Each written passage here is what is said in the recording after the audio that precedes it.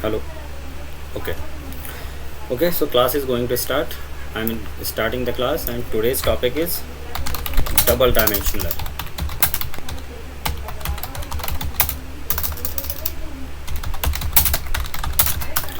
Double dimensional array.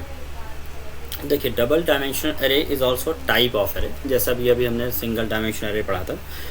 एक बार फिर मैं आपको रिमाइंड करा दूं, एरे हम क्यों पढ़ रहे हैं भाई, what is the use of array. तो इसके लिए आप सिंपल सी भाषा में कहेंगे, array is nothing but a variable that may contains more than one data at a time. It is also variable. अंतर क्या है एरे एंड सिंपल वेरिएबल में? Variable can hold only single value, whereas array can store more than one value at a time. तो ये definition आपको मिल जाएगी array के basic class में, फर्स्ट क्लास में हमने बताया हुआ है. हम बात करें डबल डायमेंशन एरे क्या होता है. The array that store the value in the form of x into y coordination. मतलब row and column form is called as double dimensional या 2D array और 2D array, two dimensional array. तो dimension x Y हमें समझ में आता है, इसलिए हमने वहाँ पे एक्स इंटू वाई कोऑर्डिनेट लिखा. तो एक्स इंटू वाई कोऑर्डिनेशन का मतलब यहाँ पे रो एंड कॉलम्स है, रोज एंड कॉलम. तो array that store the value in the form of and store the value in the form of row and column form, उसे हम क्या कहेंगे, डबल डायमेंशन एरे कहेंगे.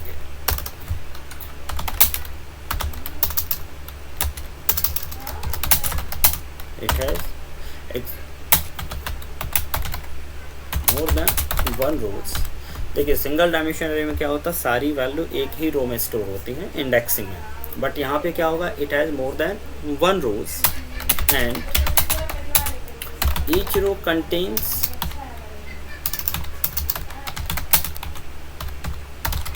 मल्टीपल कॉलम्स, और हम क्या कह सकते हैं, सेल्स. समझाने के लिए, ध्यान रखिएगा, ये समझने के लिए केवल कह रहे हैं. एग्जैक्टली मेमोरी में या कंप्यूटर की मेमोरी में इस तरह से कोई पार्टीशन नहीं होता रैम में जाकर कि रो एंड कॉलम बनता है. अपनी अंडरस्टैंडिंग के लिए, फॉर रिप्रेजेंटेशनल पर्पस के लिए हम ऐसा मानते हैं कि यहाँ पे जब वैल्यू स्टोर होगी, जब हम उसे फेच करेंगे तो उसे हम रो एंड कॉलम के फॉर्मेट में फेच करेंगे. तो हम कैसे समझेंगे इसे, इसमें मल्टीपल रोज होती हैं एंड एक रो के अंदर कई सारे कॉलम्स या सेल होते हैं, जिसको हम यहाँ पे बफर्स भी कहते हैं, बफर्स कहते हैं. हाउ टू डिक्लेयर, कैसे डिक्लेयर करते हैं भाई, आपको डेटा टाइप लिखना है, देन एरे का नेम लिखना है, देन यहाँ पर पहले नंबर पे आपको number of rows and next index पे आपको लिखना number of columns. Example like जैसे मैंने इंटीजर एरे बनाया 3/2 number, that means total rows 3 and columns in each row equal to 2. Total row कितनी हम डिज़ाइन करना चाह रहे हैं एरे में, 3, और हर एक रो के अंदर कितने कॉलम बनाने जा रहे हैं, 2. Total columns in each row equal to 2. तो अगर हम इसको ग्राफिकल रिप्रेजेंटेशन करें तो कुछ इस तरह से होने वाला है. देखिएगा, मैं ग्राफिकल रिप्रेजेंटेशन कर रहा हूँ वाइट बोर्ड. तो देखिएगा, रिप्रेजेंटेशन सिर्फ दिखाने के लिए किस तरह से होगा, और फिर हम एग्जैक्टली ये भी दिखाएंगे कि मेमोरी में कैसे हुआ होगा एक्चुअली. तो समझने के लिए हम केवल इस चीज़ को बना रहे हैं. आप थोड़ा सा देखिएगा.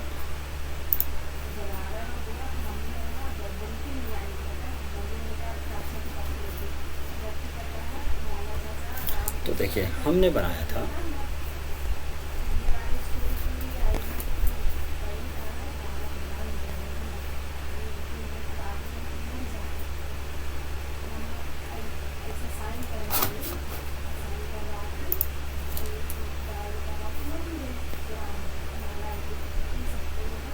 हमने बना इंटीजर ए ऑफ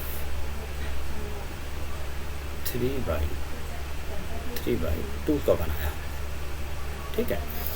तो एग्जैक्टली हमारी जो मेमोरी बनी ए के लिए, मेमोरी रिप्रेजेंटेशन देख रहे हैं, उसमें रो कितनी बन गई हैं? 3, 1, 2 और 3। तो थोड़ा क्लियर नहीं बनी, इसको थोड़ा और अच्छे से बनाता हूँ क्या क्लियर हो। ये हुआ 1 और उसके बाद हुआ ये 2। This is called 0 index, 1 index and 2 index.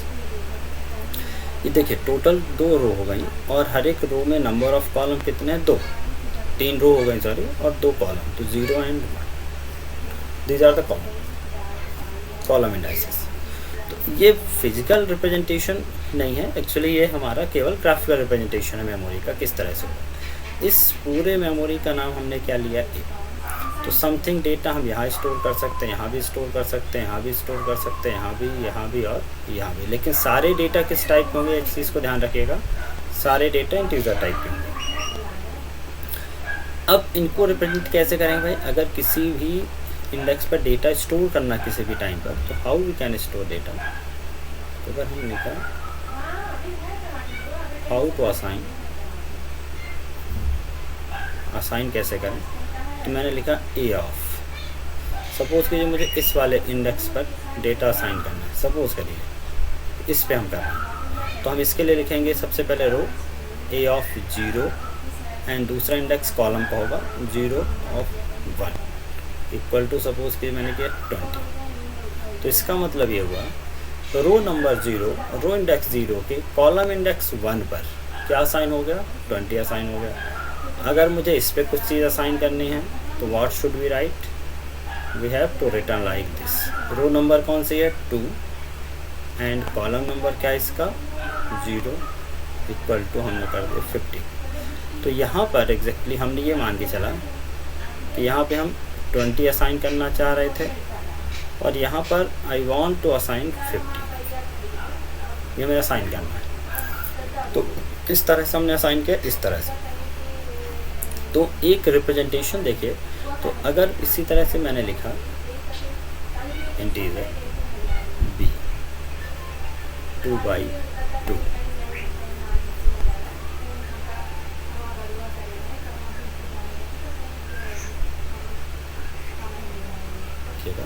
Number of रोज कितनी है इसमें?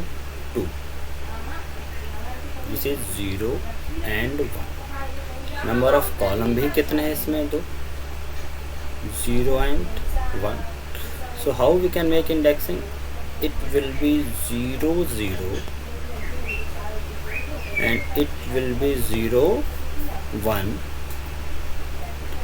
It would be 1 0 and it would be 1 1. I hope आपकी समझ में आ गया रिप्रेजेंटेशन। तो ये रिप्रेजेंटेशन कैसे हमने किया देख लीजिए ध्यान से। तो हमने ये रिप्रेजेंटेशन कैसे किया कि नंबर ऑफ़ रो जो हैं वो फर्स्ट वाला जो इंडेक्सेस है वो बताएगा number of row, and second script जो हम दे रहे हैं बता रहा number of column in each row. तो टोटल जो सेल्स बने, टोटल नंबर ऑफ़ बफर या टोटल एलिमेंट की अगर हम बात करें तो 2 × 2 इक्वल टू कितने नंबर स्टोर हो सकते हैं? 4। अगर इसकी हम बात करें इस वाले पे अगर हम बात करें टोटल कितने स्टोर होंगे, तो टोटल इक्वल टू यहाँ पे कितने थे? 3 row into 2 column equal to 6 element. तो देखिए पिछले जो हमने 6 बनाए वो कैसे थे और अभी कैसे हैं उसको भी समझिए। हम वहाँ पे बना रहे थे इंटीजर सिंगल डायमेंशन, अगर हम एरे की बात करें इंटीजर सी इक्वल टू हमने 6 किया। ये जो तरीका है this is called single dimension, ठीक है।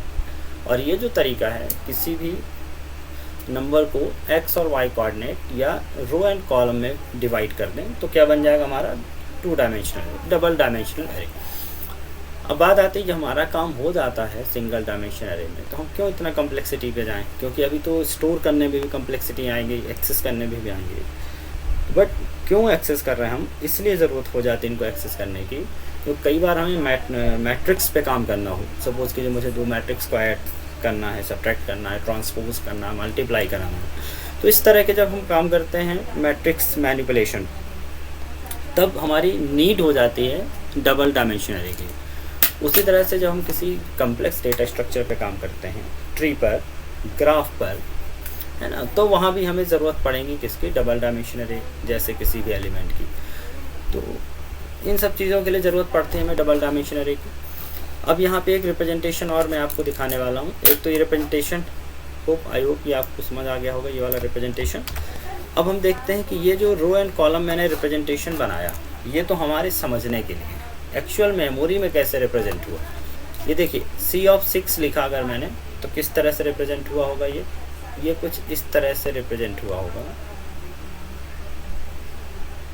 1 2 3 4 5 6 0 1 2 3 4 एंड 5। ये सिंगल डायमेंशन एरे का रिप्रेजेंटेशन है, ऊपर जो मैंने बताया। और ये नीचे जो हमने बताया, ये है आपका डबल डायमेंशन एरे का रिप्रेजेंटेशन।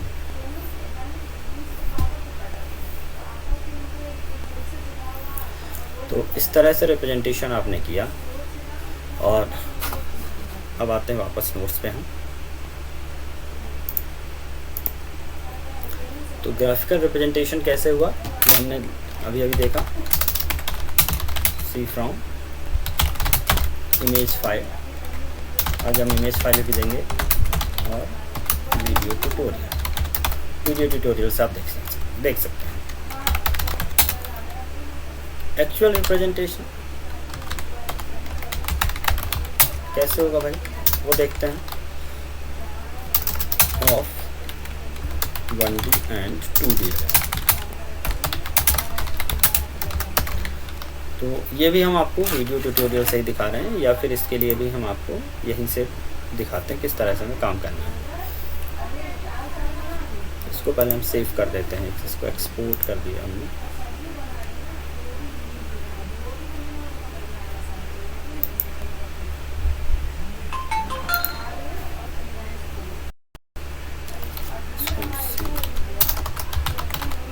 इमेज 1, और अब हम बना रहे हैं इसको दूसरी इमेज।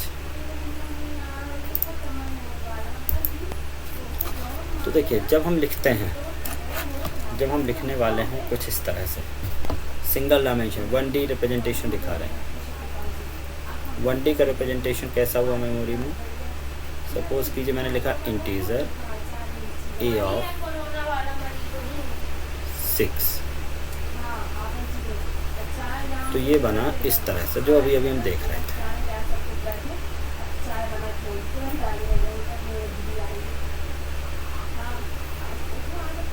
जीरो 1 2 3 4 एंड 5, ठीक है।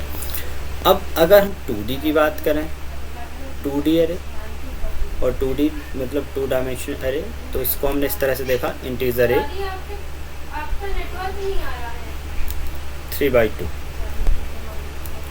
तो एक्चुअली हमने जो देखा वो इस तरह से देखा, हमने जो देखा वो इस तरह से अभी समझाने के लिए आपको बताया हमने कि 3 रो बन गई, और हर एक रो में कितने कॉलम हो गए, 2 कॉलम, ठीक है। एक रिप्रेजेंटेशन तो ये हुआ 0 1 2 0 एंड 1। अगर हमने लिखा, बट एक्चुअल ऐसा नहीं हुआ। एक्चुअल देखिए यहाँ पे 3 बने हैं और दूसरा 2 बना, तो एक्चुअल ये 3 इस तरह से बने, जिस तरह से सिंगल डायमेंशन एरे मैंने बनाए, तो इस तरह से 1 2 और 3, पहला रिप्रेजेंटेशन 1 2 और 0 1 2 बन गया। देन ये हो गया पहला डायमेंशन जो हमने जैसे ऊपर बनाया था, ए ऑफ 6, तो 6 एलिमेंट बने। यहाँ पर हमने ए ऑफ 3 बनाया तो 3 बने। अब यहाँ से शुरू हुआ 2, उनके अंदर 2 एलिमेंट और बन गए, तो यहाँ पर एग्जैक्टली ये बना, एक एरे के अंदर एरे बना, नेस्टेड एरे। फिर इसके अंदर फिर एक नेस्टेड एरे बना, और इसके अंदर फिर से एक नेस्टेड एरे बना। तो exactly this is nested array, जिस तरह से हम नेस्टेड लूप पढ़ते हैं उसी तरह से। तो यहाँ ये बना 0 एंड 1, यहाँ भी बना 0 एंड 1, और यहाँ भी क्या बना 0 एंड 1। तो ये समझाने के लिए ग्राफिकल रिप्रेजेंटेशन है। और ये एग्जैक्टली अगर हम बात करें दूसरा रिप्रेजेंटेशन इसी का। इसको भी इतना हम एक्चुअल नहीं कह सकते क्योंकि मेमोरी में क्या रिप्रेजेंटेशन इस तरह से नहीं बनता है, बट अगर हम एज कंपेयर करें सिंगल डायमेंशन एरे से तो इसका दूसरा रिप्रेजेंटेशन ये है, एग्जैक्टली ऐसे बना है डबल डायमेंशन एरे। यहाँ भी वही है, अगर हमने बात की ए ऑफ जीरो को अगर हम एक्सेस कर रहे हैं तो वी विल गेट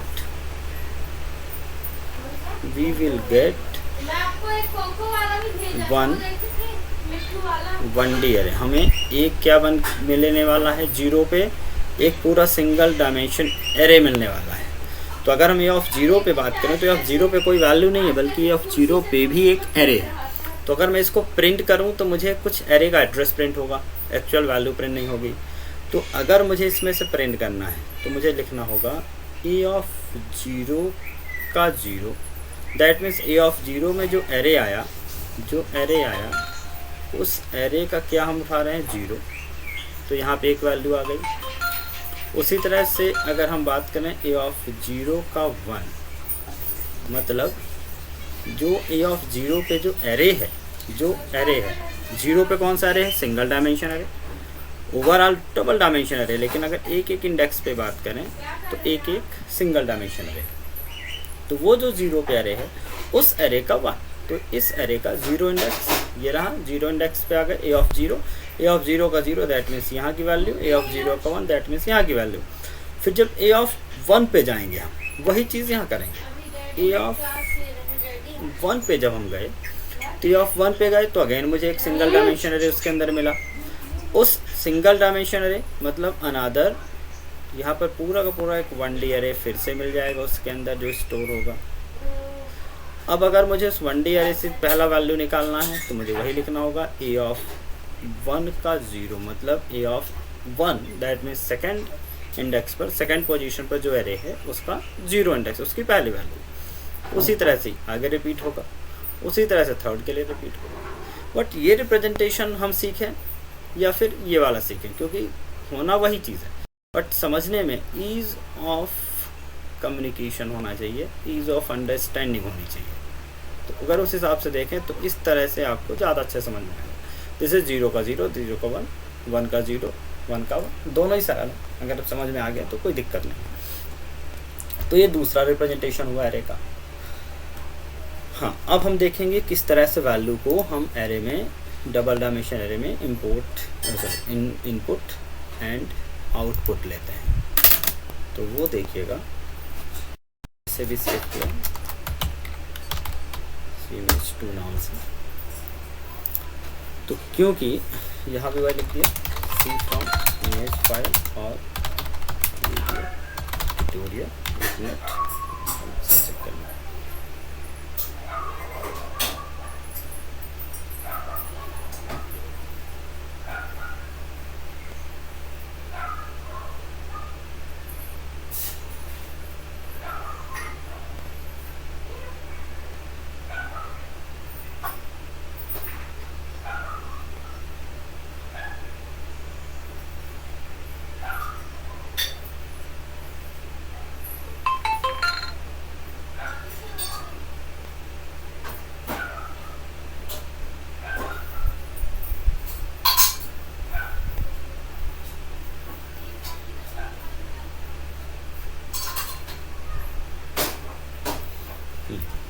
तो अब देखते हैं हाउ टू स्टोर और input value in 2D array. देखिए, डिफ़ॉल्ट वैल्यू के कॉन्सेप्ट वैसे ही हैं जिस तरह से हम सिंगल डायमेंशन एरे में बात कर रहे थे। तो डिफ़ॉल्ट वैल्यू का कॉन्सेप्ट, डिफ़ॉल्ट वैल्यू अगर हम बात करें क्या होती है, तो बिल्कुल एज यूजुअल जैसे सिंगल डायमेंशन में default value will be garbage. All the local array declaration will be assigned with garbage.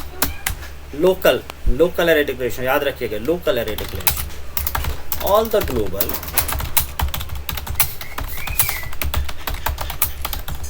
will be assigned with zero, null, empty।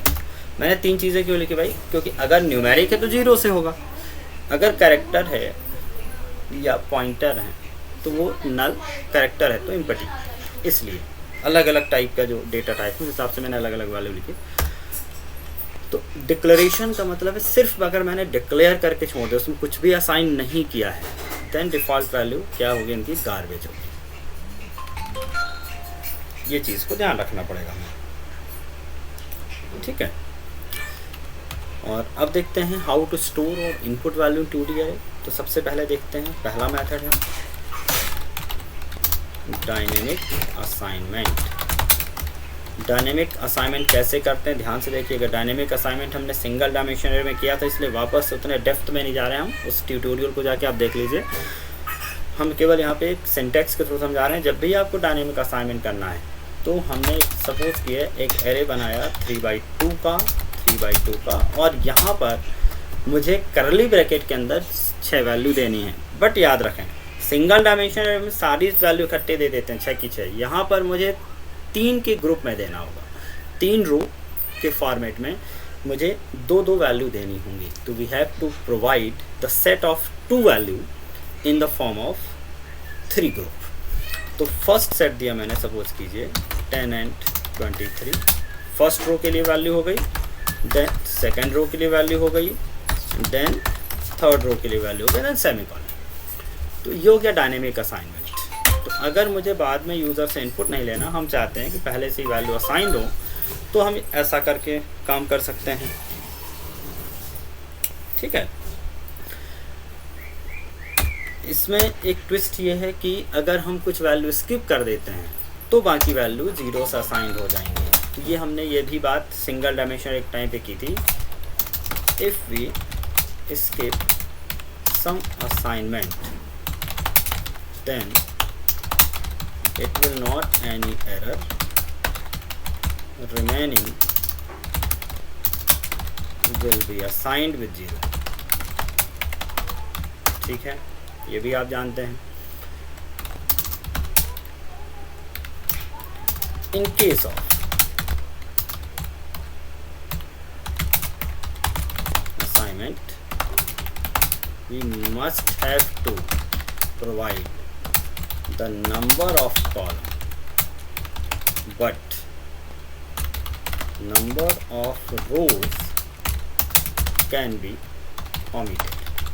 मतलब अगर मैं चाहूँ तो इस तरह से भी एरे बना सकता हूँ, मतलब नंबर ऑफ रो मत दीजिए, लेकिन हाँ एक ग्रुप में कितनी वैल्यू देंगे आप ये ज़रूर स्पेसिफाई करिए।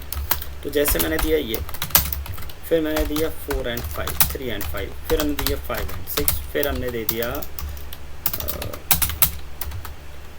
7 and 2। ये देखिएगा क्योंकि मैंने रो नहीं दिखी, तो रो डायनेमिक है, आप जितनी भी देते जाएंगे उतनी रो क्रिएट होती चली जाएंगे। बट हाँ अगर आप 2 को यहाँ पे स्किप करेंगे, ओमिट करेंगे या भूल जाएंगे तो फिर ये सिंटैक्टिकल एरर होगी, ठीक है। तो कॉलम स्पेसिफाई करना ज़रूरी है। रो स्पेसिफाई नहीं करना हो तो आप मत करिए। आप नंबर ऑफ़ रो जैसे जैसे आप बढ़ाते जाएंगे वहाँ पे रो क्रिएट होती चले जाएंगी। तो array will be created, final जो एरे बनेगा वो ए ऑफ, देख लीजिए कितने ग्रुप बनाए हमने, 1 2 3 4 5। तो ए ऑफ 5/2, 5/2 का एरे बन जाएगा। याद रखिए कितने बाई कितने का, 5/2 का एरे बन जाएगा। ऊपर के केस में ऐसा नहीं है, अगर आपने यहाँ फिक्स कर दिया तो आप एक्स्ट्रा वैल्यू भी देंगे तो भी वो नहीं लेगा सिर्फ कितनी वैल्यू, 3 ही वैल्यू, क्योंकि आपने यहाँ पे स्पेसिफाई कर दिया है। वही चीज़ यहाँ पर अगर आपने यहाँ 2 लिखा है, यहाँ 3 लिख दीजिए, कोई इशू नहीं है, बट लेगा कितना, 2 वैल्यू। अगर आप यहाँ भूल जाते हैं लिखना तो गड़बड़ हो जाएगा, एरर आएगी। आपने यहाँ लिख दिया बट यहाँ वैल्यू नहीं दी, ध्यान से सुनिएगा, यहाँ 2 लिख दिया बट यहाँ पर वैल्यू प्रोवाइड नहीं करी आपने 2 value, then remaining will be assign with 0। तो बाकी जो वैल्यू होंगी वो 0 से असाइन हो जाएंगी। तो सारे कॉम्बिनेशन, सारे रूल दिमाग में लेके चलिए कि कहाँ पर क्या स्किप करेंगे तो क्या होने वाला है। तो ये हुआ डायनेमिक असाइनमेंट। अब देखते हैं इनपुट कैसे लेना। बट इनपुट से पहले I want to show the value, ठीक है, show the value in matrix form. वही डबल डायमेंशन अरे है तो मुझे मैट्रिक्स फॉर्म में ही वैल्यू दिखानी है। तो इसलिए पहले हम प्रिंटिंग देख रहे हैं, बाद में इनपुटिंग देख लेंगे। Printing of 2D। ज़्यादा दिन नहीं हुआ अभी हमको लूप पढ़े हुए। हमने लूप में मैट्रिक्स प्रिंटिंग सिखाई हुई आपको रो एंड कॉलम फॉर्मेट में कैसे हमें प्रिंट करना होता है। रो एंड कॉलम फॉर्मेट में प्रिंट करने के लिए आपको याद है कि हमें एक नेस्टेड लूप का उपयोग करना होता है। जो आउटर लूप होगा वो रो के लिए चलेगा और जो इनर लूप होगा वो कॉलम के लिए चलेगा। तो हम उसको फिर से लिख देते हैं, we need nested loop, outer loop for number of rows and inner loop for number of columns and use don't use slash and नहीं यूज़ करना किस वाले पे भाई, इनर लूप में, inside inner loop you should use /t for value separation. Print /n in outer loop. Outer loop में केवल आपको /n चलाना। /n मतलब आउटर लूप में वैल्यू नहीं, वैल्यू तो इनर लूप में, लेकिन जैसे ही एक इनर लूप चल गया तो इनर लूप चलेगा। देखिए ये रिप्रेजेंटेशन इस वाले पे बात करें, इनर लूप आया तो ये 0 और 1 की वैल्यू जो थी 0 एंड 1 पोजीशन पे वो /t मैंने कहा यूज़ करिए तो स्पेस करके प्रिंट हो गई। और जैसे लूप ख़त्म हुआ वापस आउटर लूप पे गया तो /n प्रिंट हो जाए, दैट मीन्स उसके नीचे वैल्यू आ जाए। तो इस रिप्रेजेंटेशन के लिए हमें ये रूल याद रखना है। तो चलिए अब एक इसी चीज़ को एक एग्जांपल से समझते हैं। तो इंटीजर एक रो के लिए लूप चलाए और एक कॉलम के लिए। मैं पूरा प्रोग्राम बना दूंगा अभी। रो इक्वल टू देखिए 3/, या इसी को देख लेते हैं 5/2 का लूप मैंने बनाया, अगर डायनेमिक असाइन किया तो 5/, है but row equal to 0, row less than 5 तक चलेंगे, रो प्लस प्लस। भाई यहाँ पे एक चीज़ ज़रूर देखिएगा, कन्फ्यूज मत होइएगा, लेस देन 5 लिखूँ या लेस देन इक्वल टू 4 लिखना पड़ेगा मुझे, क्योंकि इंडेक्स कहाँ शुरू हो रहा है, 0 से 4 तक बना है। तो मैं लेस देन 5 लिखूँ तो भी वही मतलब है, 4 तक जाएगा, या फिर इक्वल टू लगाना तो 4। कॉलम कितने हैं, column outer loop inner loop column के लिए, column equal to 0, column less than 2 and column plus plus. और यहाँ पर क्योंकि जब मुझे एक ही स्टेटमेंट लिखना होता है तो मुझे कर्ली ब्रैकेट की ज़रूरत नहीं होती है, %t। Now we have to write row and column. यहाँ पर मुझे दोनों इंडाइसेस स्पेसिफाई करने पड़ेंगे। तो रो, पहली बार रो हमारा क्या है 0, जब तक ये लूप ख़त्म नहीं हो जाएगा ना तब तक हमारा आउटर लूप फिक्स रहेगा, स्थिर रहेगा, रुका रहेगा 0 पर। तो ये हुआ 0 का 0, क्योंकि C 0 पे, अगली बार C चलेगा 1 पे, तो ये हुआ 0 का 1। और भी अगर कॉलम है तो 0 का 2। जब तक 0 के सारे कॉलम फिनिश नहीं हो जाएंगे तब तक R की वैल्यू 0 रहेगी। जैसे सारे कॉलम फिनिश हुए वैसे ही प्रिंटर / ये देखिए लूप से बाहर आए, ये न लूप हुआ, लूप से बाहर आया, एक ही स्टेटमेंट है, कर्ली ब्रैकेट की ज़रूरत नहीं है, तो लाइन चेंज हो जाएगी। तो इस तरह से आपको मैट्रिक्स प्रिंटिंग का पूरा प्रोग्राम हो जाएगा। तो हमने यहाँ पे लिखा कंप्लीट प्रोग्राम। अगर हम पूरे प्रोग्राम की बात करें तो हमने चलाया कोड ब्लॉक,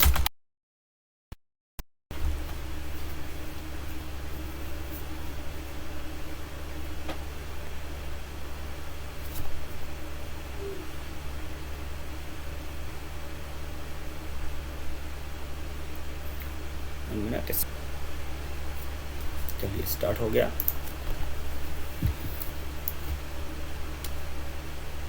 अब हम यहाँ गए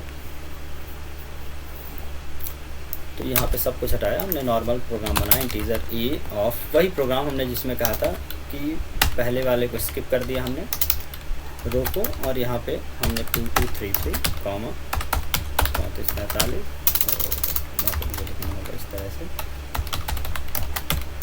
1223 32 और एक वैल्यू दे दी। चेक करिए ज़रा कितनी वैल्यू हो गई हैं, एक ग्रुप 2 3 4 5 हो गए, और इंटीजर रो एंड क्या ले लिया कॉलम। हम केवल प्रिंटिंग देख रहे हैं क्योंकि इनपुट तो हमें करने की ज़रूरत नहीं है, हम असाइन कर चुके हैं। मैंने क्या लिखा, for r equal to 0, r less than 5 and r plus plus, then for column equal to 0, column less than चला देंगे कहाँ तक, 2 तक, कॉलम प्लस प्लस, एंड यहाँ लिखा printer %d/p e of r and c then printer slash. इसको पहले run करते हैं, फिर इसके अंदर की और चीज़ों को डिस्कशन में कर लाते हैं। तो इसे हमने रन किया तो ये देखिए 5/2 का लूप है, 5 रो हैं और हर एक रो में 2-2 कॉलम प्रिंट होगा। ठीक है, अब थोड़ा सा करते हैं बात टेक्निकल। अगर हमने यहाँ पर मिसिंग कर दी वैल्यू, किसी में 2 दे दी हैं, किसी में नहीं दी है, ठीक है, किसी में एक ही वैल्यू दी, तो यहाँ तो मैंने फिक्स्ड किया नंबर ऑफ कॉलम, बट यहाँ अगर वैल्यू नहीं मिलती किसी कॉलम के लिए देन इट विल बी 0, उसकी वैल्यू गार्बेज नहीं आएगी। क्या आएगी? 0 आएगी। ये देखिए यहाँ पे 0 आ गया और यहाँ पर भी 0 आ गया। तो अगर असाइन करते समय ये कर दिया तो ऐसा ही होगा। अब यहाँ पे 5 वैल्यू है, बट मैंने रो कितनी कर दी? 3। मैंने कही 3 ही वैल्यू, और मैंने चलाया तो 5 तक है, तो बाकी जो वैल्यू है वो गार्बेज आ जाएंगी। ये देखिए 22 0 आया, 34 45 12 23 आया। इसके बाद 0 and 47 आ रहा है, 0 and 3 आ रहा है, जो कि मैंने तो दिया ही नहीं। तो मैंने दिया कुछ और, बट क्यों आ रहा है गार्बेज? क्योंकि यहाँ पर हमने फिक्स कर दिया, तो उसके आगे की वैल्यू रीड नहीं करेगा ये। तो इस चीज़ को ध्यान रखना है। अगर मैंने यहाँ पर इसको ही स्किप कर दिया then it is syntax error. अब मैंने रन किया तो ये देखिए अब यहाँ पर सिंटैक्स एरर है। तो इतनी चीज़ क्लियर रखिए दिमाग में। और ये असाइन करना हो गया और ये प्रिंट करना हो गया। अब आपको एक टास्क दे रहे हैं कि आप इनपुट करना खुद से प्रोग्राम सोचिए और मुझे ग्रुप में डालिए। ठीक है, ग्रुप में आप मैसेज दीजिए और मैं अगली क्लास में बताऊंगा कैसे इनपुट लेना है और भी कुछ चीज़ें, लेकिन आज नहीं बता रहा हूँ मैं चाहता हूँ आप कोशिश करें इनपुट कैसे लेंगे। पिछले प्रोग्राम सिंगल डायमेंशन एरे को देखिए, पढ़िए, समझिए और उसके आइडिया निकालिए कि यहाँ पर कैसे इनपुट लेना है, और मुझे आप मैसेज करिए। मिलते हैं नेक्स्ट क्लास में। Okay, till then bye.